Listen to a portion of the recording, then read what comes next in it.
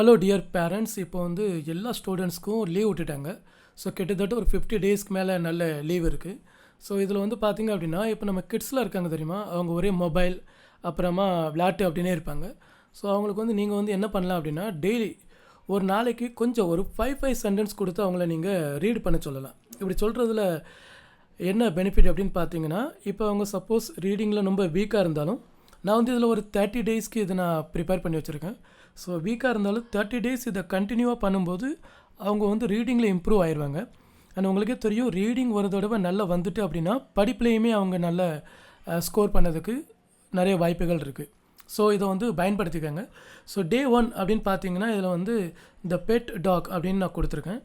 So இதில் பாருங்கள், இங்கிலீஷ்லேயும் இருக்கும். ஸோ இதை அவங்கள வந்து நம்ம சொல்லிக் கொடுக்கணும். இது வந்து I have a cute little dog named Max. அப்புறம் he has soft brown fur and a wagging tail. அப்படி சொல்லிட்டு நம்ம வந்து அவங்களுக்கு ஒரு சென்டென்ஸாக முதல்ல சொல்லி கொடுத்துட்டு அதுக்கப்புறம் அவங்க அதை கரெக்டாக ரீட் பண்ணுறாங்களா அப்படின்னு நம்ம பார்க்க வேண்டியது இருக்கும். அதுக்கப்புறம் இப்போ வந்து இங்கிலீஷ் மீடியத்தில் நிறைய பேர் நம்ம குழந்தைங்களை சேர்த்துருதோமா. ஸோ அதனால் என்ன ப்ராப்ளம் ஆகுதுன்னா, அவங்களுக்கு தமிழ் வர மாட்டேங்குது. ஸோ இதில் இங்கிலீஷில் என்ன இருந்துச்சோ அதே வாக்கியத்தை நான் தமிழ்லேயும் கொடுத்துருப்பேன்.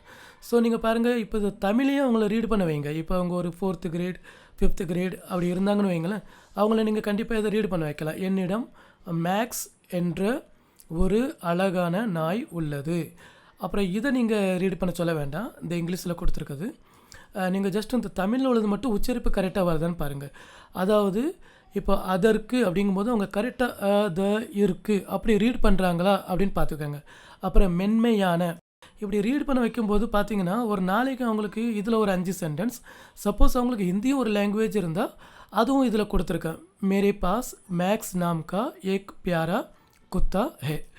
அதே மாதிரி பார்த்தீங்கன்னா அந்த 5 சென்டென்ஸுமே இருக்கும். உஸ்கே பூரே பால் பஹுத் முலாயம் और உஸ்கி பூஞ்ச் ஹில்தி ரஹத்தி ஹே அப்படி சொல்லிட்டு இருக்கும். ஸோ இதில் என்ன பெனிஃபிட் அப்படின்னு நீங்கள் பார்த்தீங்க அப்படின்னா, அவங்க வந்து நல்ல ரீட் பண்ணி ப்ராக்டிஸ் பண்ணிக்கிடுவாங்க. ஸோ அவங்களுக்கு 3 லாங்குவேஜுமே கவர் ஆகுது பாருங்கள். கிட்டத்தட்ட எதெல்லாம் சொல்லுங்கள், இங்கிலீஷு, அதுக்கப்புறம் தமிழ், அதுக்கப்புறம் ஹிந்தி. அவங்களுக்கு ஹிந்தியும் ரீட் பண்ண கொடுங்க. இல்லைனா ஃபஸ்ட்டு 2 மட்டும் நீங்கள் ரீட் பண்ண சொன்னாலும் ஓகே தான். எது 2ம் கண்டிப்பாக இந்த தமிழ் ரீட் பண்ண வச்சுருங்க அண்ட் இங்கிலீஷும் ரீட் பண்ண வச்சுருங்க. இப்படி பார்த்தீங்கன்னா கிட்டத்தட்ட டே 1ல் இப்போ இது இருக்கா. இப்போ டே 2 எடுத்திங்க அப்படிங்கன்னா, a sunny day at the beach, அதாவது கடற்கரையில் ஒரு வெயில் நேரத்தில் கடற்கரையில் ஒரு பகல் அப்படின்னு சொல்லிட்டு ஒன்று இருக்குன்னு வைங்களேன். ஸோ இதில் பாருங்கள், today is a bright and sunny day, we are going to the big blue beach, I will build a tall sand castle with my yellow bucket அப்படி இருக்கா. இதை அவங்க கரெக்டாக ரீட் பண்ணுறாங்களா அப்படிங்கிறது தான் மெயின். ஸோ ரீடிங் ஹேபிட் அவங்களுக்கு கொடுங்க. இது ஒரு 30 நாள் நீங்கள் ஃபாலோ பண்ண சொன்னீங்க அப்படின்னா, கண்டிப்பாக அவங்க இப்போ ஸ்கூல் ஓப்பன் ஆகி இப்போ 4th அப்புறம் 5th கிரேடோ இல்லை 5th அப்புறம் 6th அவங்க போகிறாங்கன்னு வைங்களேன், அங்கே இருக்கிற மற்ற ஸ்டூடெண்ட்ஸை விட இவங்க வந்து இப்படி ரீட் பண்ணிட்டு போகும்போது இவங்க கொஞ்சம் புரிஞ்சுக்கிட்ட விதம் எல்லாமே நல்லாயிருக்கும். ஏன்னா ஒரு இது நல்லா கவனிச்சிங்கன்னா, அவங்க முதல்ல இங்கிலீஷில் ரீட் பண்ணுறாங்களா, அதே இதை பாருங்கள் திரும்ப தமிழில் ரீட் பண்ணும்போது அவங்களுக்கு நிறைய வார்த்தைகள் புரிய ஆரம்பிக்கும். ஸோ இப்போ இதில் வந்து என்னது, my sister is collecting pretty seashell on the sure.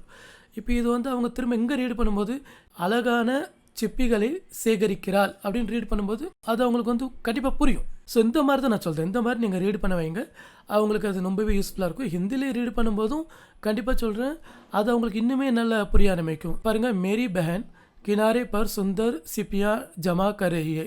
So இந்த மாதிரி ரீட் பண்ணும்போது அவங்களுக்கு ஓரளவுக்கு பெஹன் கினாரேனா ஓரத்தில், அப்புறம் பர் சுந்தர்னா அழகு அப்படின்னு சொல்லிட்டு அவங்களுக்கு ஓரளவுக்கு புரிய ஆரம்பிக்கும். ஸோ இப்படி படிக்க வைங்க. ஸோ இது ரொம்ப யூஸ்ஃபுல்லாக இருக்கும். அண்டு இது எங்கே கிடைக்கும் உங்களுக்கு அப்படின்னு பார்த்தீங்கன்னா, நான் இந்த வீடியோக்கு கீழே ஒரு லிங்க் கொடுக்குறேன். அது நம்ம வெப்சைட்டுக்கு நீங்கள் வந்தீங்கன்னா ஃப்ரீயாக தான் இருக்கும். நீங்கள் வந்து டக்குன்னு வந்துட்டு அதை பார்த்து அது மொபைல்லேருந்து எடுத்து கொடுத்து படிக்க வைக்கலாம், இல்லை பிரிண்ட் அவுட் எடுத்தும் நீங்கள் கொடுத்துக்கிடலாம். அது நீங்கள் பார்த்துக்கோங்க, ஓகேவா. சரி, இவ்வளோ தான் இந்த வீடியோ. நல்ல வெக்கேஷன் நல்லா என்ஜாய் பண்ண விடுங்க.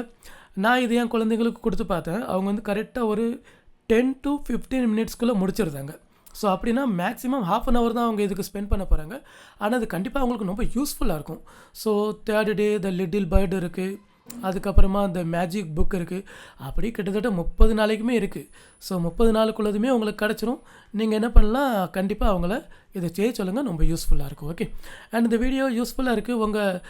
இதே மாதிரி உங்கள் ஃப்ரெண்ட்ஸு, உங்கள் சொந்தக்காரங்கள் யாருக்கும் யூஸ்ஃபுல்லாக இருக்கும் அப்படின்னா கண்டிப்பாக இதை அனுப்பிவிடுங்க. அவங்களும் இதை பார்த்து நல்லபடியாக படிக்கட்டும்.